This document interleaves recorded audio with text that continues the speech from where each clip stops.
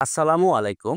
আমরা এমএস ওয়ার্ডে কাজ করার সময় অনেকেই এই ধরনের প্রবলেমে পড়ি। আমাদের মেনু বারটা এখানে শো করে না। আমরা যদি এখানে হোমে ক্লিক করি তাহলে আমাদের এই মেনু বারটা আসে এবং আমরা যদি কোনো কিছু লিখতে যাই তাহলে কিন্তু আপনার এখান থেকে আমাদের এই মেনু বারটা চলে যায়। তো এটা আসলে কি জন্য হয় এবং এর সমাধানটা কি? এটা আমরা ২ ভাবে সমাধান করতে পারি। প্রথম অবস্থায় আমরা এই যে দেখেন আপনাদের এই উপরে যে ডাউনলোডের মতো একটা তীর চিহ্ন উপরের দিকে রয়েছে এখানে ক্লিক করবেন। এখানে ক্লিক করার পর শো ট্যাব অ্যান্ড কমেন্টস এ যদি ক্লিক করেন তাহলেই কিন্তু আপনাদের প্রবলেমটা সলভড হয়ে যাবে। এখন যদি আপনি এখানে যেকোনো কিছু লিখেন তাহলে কিন্তু আর এই মেনু বারটা চলে যাচ্ছে না। এখন আপনি যদি ভুলক্রমে এই জায়গায় এসে এই যে শো ট্যাব এইখানে ক্লিক করে রাখেন তাহলে কিন্তু এখন আমাদের এই মেনু বারটা আর আসতেছে না। এখন যদি হোমে ক্লিক করি তাহলে আসবে এবং কোনো কিছু লিখতে চাইলে আবার চলে যাবে।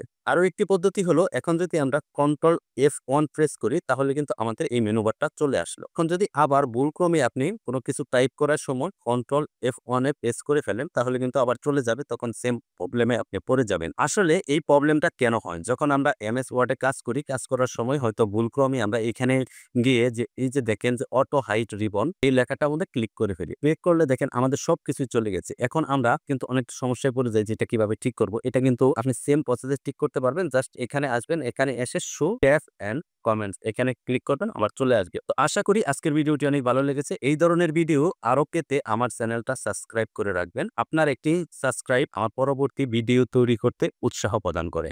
ধন্যবাদ।